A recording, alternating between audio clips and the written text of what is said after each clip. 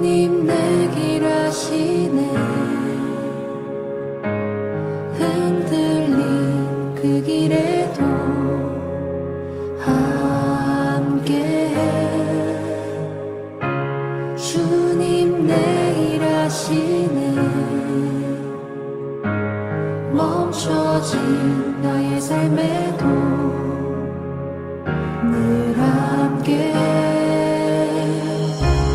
나의 힘이 되신 주, 항상 같은 곳에서 주가 나의 도움 되시네.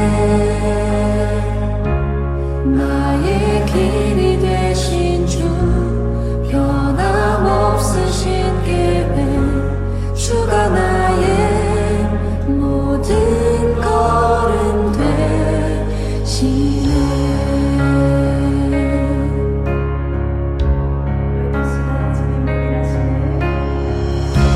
주님 내 길 아시네. 흔들린 그 길에도 함께해. 주님 내 길 아시네. 멈춰진 나의 삶에도 늘 함께해. 나의 힘이 되신 주, 항상 같은 곳에서 주가 나의 도움 되시네. 나의 길이 되신 주, 변함없으신 계획, 주가 나의 모든 걸음 되시네. 나의 힘이 되신 주, 항상 같은 곳에서 주가 나의 도움 되시네. 나의 길이 되신 주, 변함없으신 계획, 주가 나의 모든 걸음 되시네.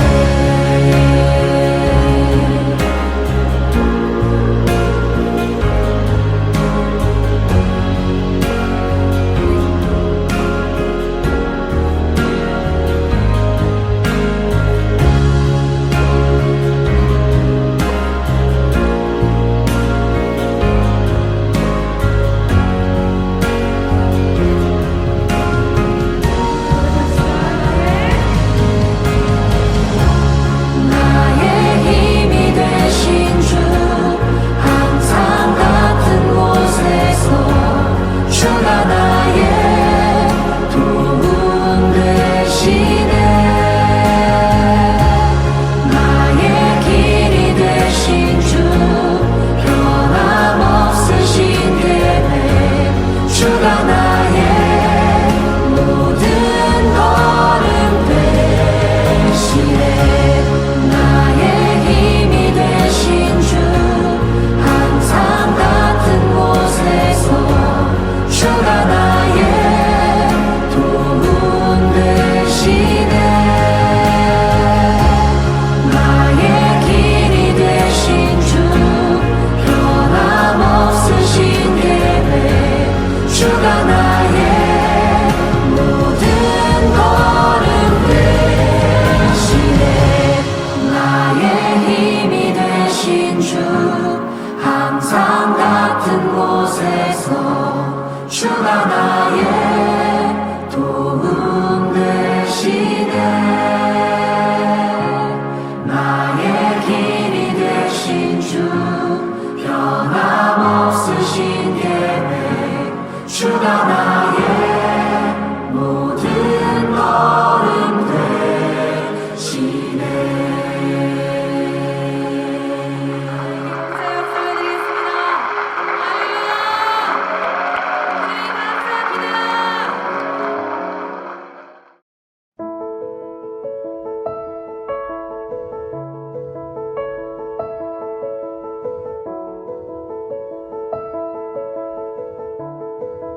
가인이 여호와 앞을 떠나서 에덴 동쪽 노 땅에 거주하더니 아내와 동침함에 그가 임신하여 에녹을 낳은지라.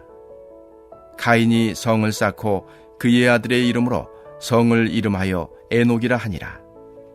에녹이 이랏을 낳고 이랏은 무후야엘을 낳고 무후야엘은 무드사엘을 낳고 무드사엘은 라멕을 낳았더라.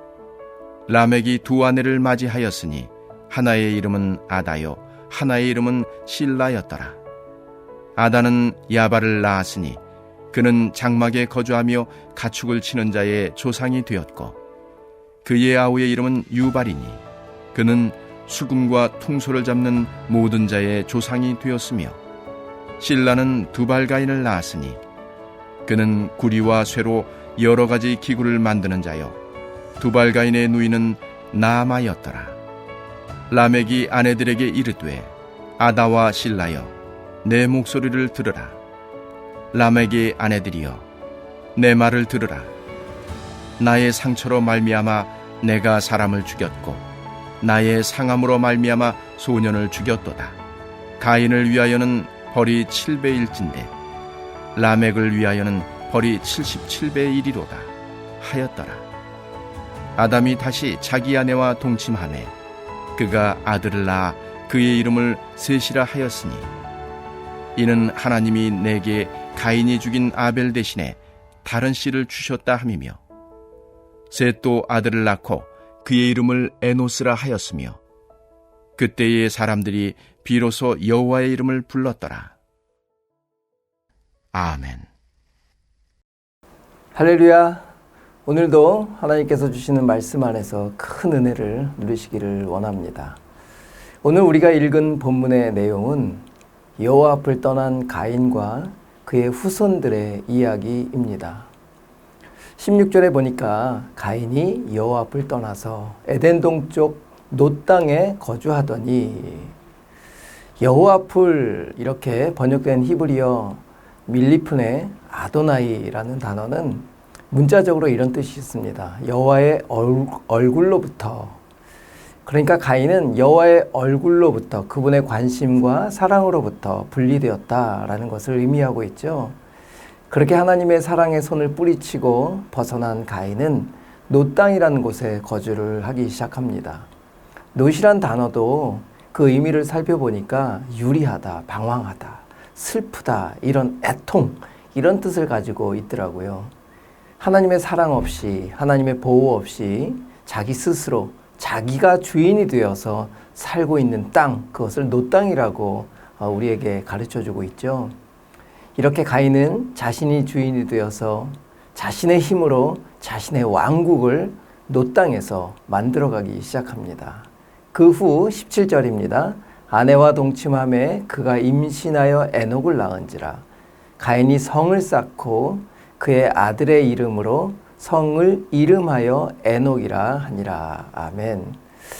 자기가 왕이 되어서 가장 첫 번째로 아들을 낳고 아들의 이름으로 성을 쌓죠.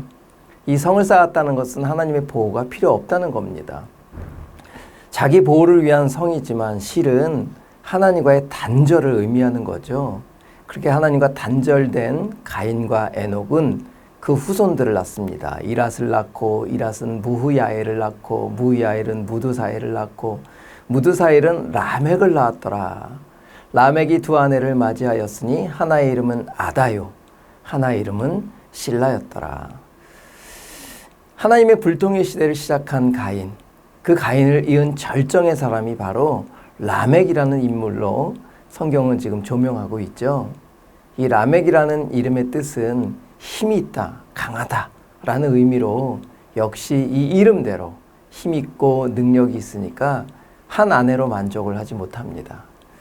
그러니까 라멕은 일부 다처제의 최초로 시작한 사람이 되겠죠. 이 얼마나 무서운 역설적 모습입니까?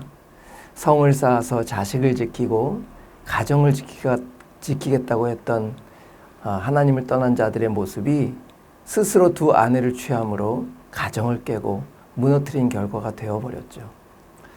이렇게 라멕은 가정을 깨고 두 사람의 부인을 얻게 되는데 첫 번째 부인의 이름이 아다입니다.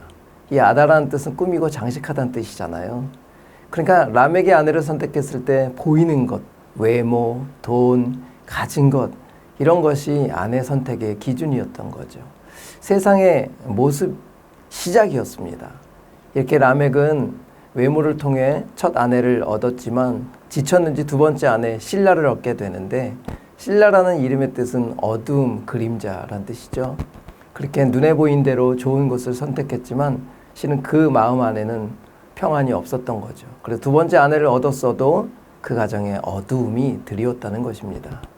이제 두 아내를 통해서 세 자녀를 성경은 계속해서 기록하고 있죠. 우리 20절에서 21절 함께 읽겠습니다.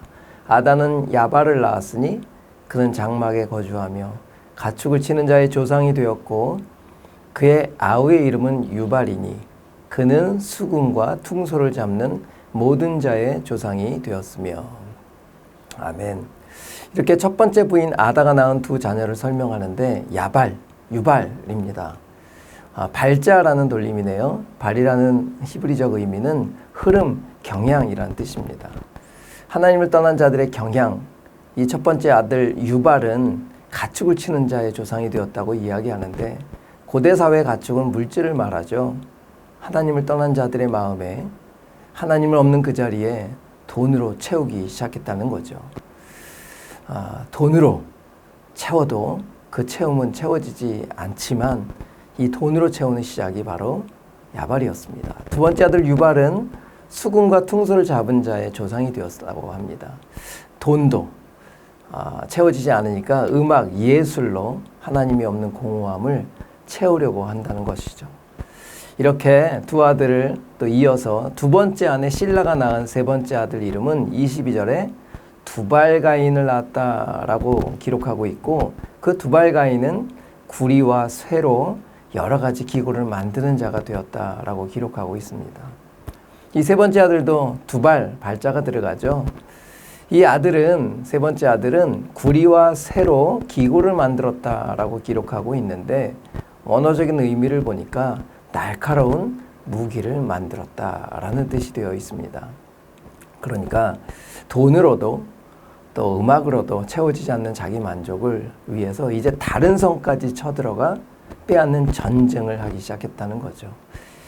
하나님 없는 그 세상, 하나님의 사랑을 거절하고 떠난 사람들의 모습은 돈으로도 음악으로도 문화로도 아무 것으로도 세상의 그 어떤 것으로도 채워지지 않으니까 이제는 힘으로 더 가지려고 채우려는 모습을 우리는 볼 수 있게 됩니다. 그 절정이 바로 23절입니다. 라멕이 아내들에게 이르되 아다와 실라여 내 목소리를 들으라. 라멕의 아내들이여 내 말을 들으라. 나의 상처로 말미암아 내가 사람을 죽였고 나의 상함으로 말미암아 소년을 죽였도다.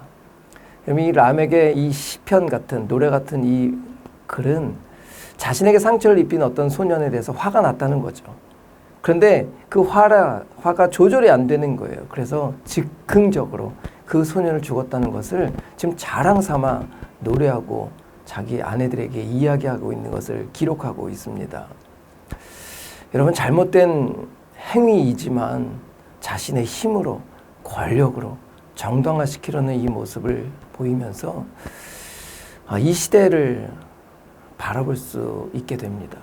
이렇게 오늘 본문은 하나님을 떠난 사람들, 세상의 실체를 적나라하게 보여주고 있는 본문입니다. 죽이고 미워하고 사랑 없는 이들의 모습.